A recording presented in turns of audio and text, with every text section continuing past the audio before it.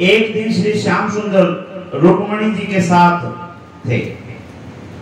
वहां सब और रतन जड़ित वंदनवारें लटक रही थी और परिजात पुष्प के हार सुगंध बिखेर रहे थे। उनके महल का दृश्य है कि बहुत सुंदर सुंदर पर्दे लगा रखे थे, बहुत सुंदर सुंदर सुगंधित फूलों के साथ उसको सजा रखा था। श्री कृष्णचंद्र जी के दिव्य स्वरूप को देखकर सबका मन मोहित हो जाता है। हे राजन, उसी समय श्री नारायण जी की माया से रुक्मिणी के मन में यह अहंकार उत्पन्न हो गया कि मैं सब स्त्रियों से अधिक सुंदर हूं, इसलिए श्री कृष्ण भगवान मेरे पास ही बने रहते हैं। तब अंतर्यामी प्रभु ने उनका मन का हाल जानकर उनसे कहा, हे रुक्मिणी, तुम राजा भीष्म की कन्या हो, अतः तुम मेरे साथ विवाह करना उचित नहीं था। मां के मन में ये आ गया कि मैं सबसे सुंदर हूं और भगवान मेरे साथ ही रहते हैं, तो भगवान ने भी उनको बोल दिया मजाक मजाक में, तू राजा की बेटी और मैं राजा का नौकर, तो तेने मेरे साथ ब्याह नहीं करना चाहिए था। ब्याह वैर प्रीति अपने समान वालों के साथ होनी चाहिए। सो तुम राजा की कन्या और मैं उग्रसेन का सेवक। जरासंध के भय से मैं समुद्र में छिप के रहता हूं। क्यों? जरासंध भगवान श्री कृष्ण का ससुर था। 17 बार जरासंध ने भगवान श्री कृष्ण के ऊपर आक्रमण किया। तो भगवान ने सोचा कि तेरे साथ तेरी प्रजा का क्यों हित करवाए, तो उन्होंने समुद्र के बीच में एक नगरी बसाई जिसका नाम द्वारकापुरी था, और रातों रात सारे अपने जितने भी भगत थे सारे के सारे द्वारका में पहुंचा दिए। और द्वारका के रास्ते भी इस तरह से बना रखे थे, हर किसी को तो मिलते भी नहीं थे।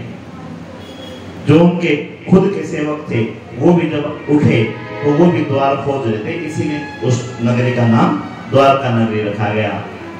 और जरासंध के आगे होकर भाग लिए थे परमात्मा, इसलिए उनका नाम रणछोड़ भी आया। तो बोले, मैं तो जरासंध के भय से खुद ही छिप के समुद्र में रहता हूँ और राजा का सेवक हूँ, तू राजा की बेटी है, तेरा मेरा कहां साथ था, तूने मेरे साथ शादी क्यों की? जब से मैंने जन्म लिया है तब से कोई शुभ कार्य नहीं किया। इसके अतिरिक्त जो मुझसे प्रीति करता है मैं उसे विरक्त और निर्धन बना देता हूँ। गोकुल में गया तो गोकुल वाले आज तक रोए, वृंदावन में गया तो वृंदावन वाले आज तक रोए, हस्तिनापुर में गया तो हस्तिनापुर में भी युद्ध हो गई, और वापस भी आने लगा तो द्रौपदी रोई है, कुंती रोई है, सुभद्रा रोई है, सारे रोए हैं। वे क्यों जान लग रहे हैं? क्यों रोए? विरह विरह।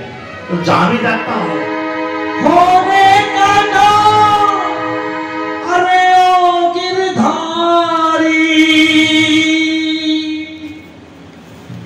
सोनी नगरी हिमरेली मारी,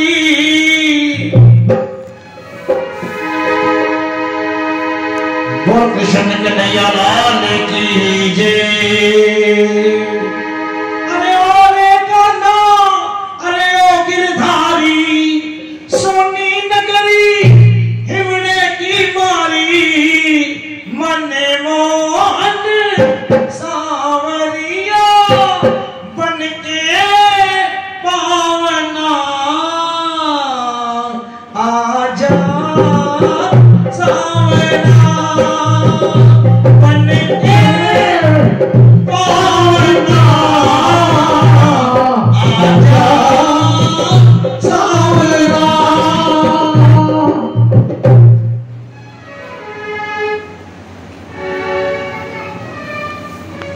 अब भगवान श्री कृष्ण कह रहे हैं, हे सुंदरी, तुमने मुझे गाय चराने वाले में ऐसा क्या देखा जो तुम भाग के मेरे साथ आ गई?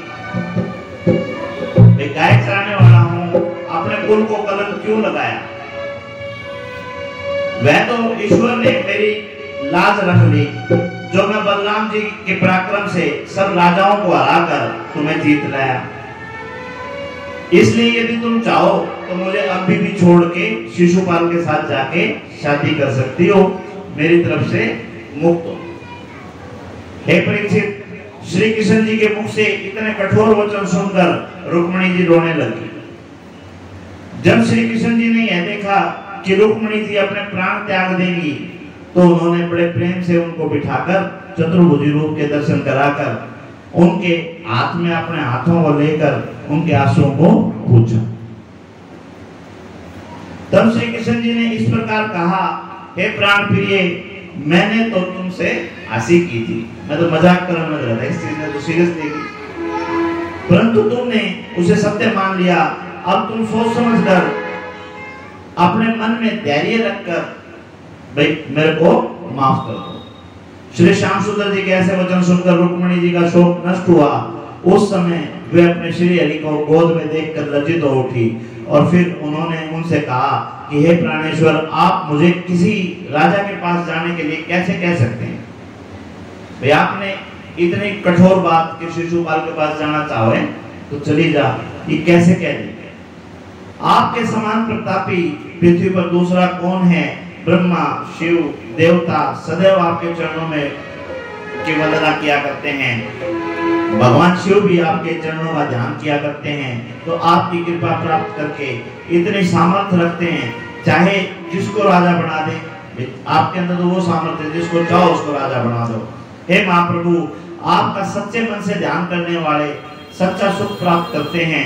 आपके चरणों की भक्ति प्राप्त करने के लिए बड़े बड़े राजा अपने राजपाट त्याग देते हैं, जिनको आप कह रहे होगे भाई मैं तो भिखारी बना देता हूँ, छोड़ देता हूँ, तो सारे राजपाट छोड़ के जो सन्यासी हो गए, जो परमात्मा का नाम लेने के लिए चले गए, उसमें चाहे राजा भरत आए, चाहे यदु आए, चाहे जो भी आए, सब अपना भगवान का नाम लेने के लिए राजपाट छोड़ के चले गए। तो वो आपके प्रेम में गए, वन में जाकर तपस्या करते हैं। हे प्रभु, आप तीनों गुणों से परे हैं और आपके भक्तों का सुख देने एवं पृथ्वी का भार उतारने के लिए सैगुण धारण करते हैं। मुझ में इतनी सामर्थ्य कहाँ है जो मैं आपकी स्तुति कर सकूं? हे दीनबंधु, आपने बड़े बड़े राजाओं को धूल चटा दी है और जाने अनजाने मेरे से कोई गलती होगी हो तो मेरे को माफ करो।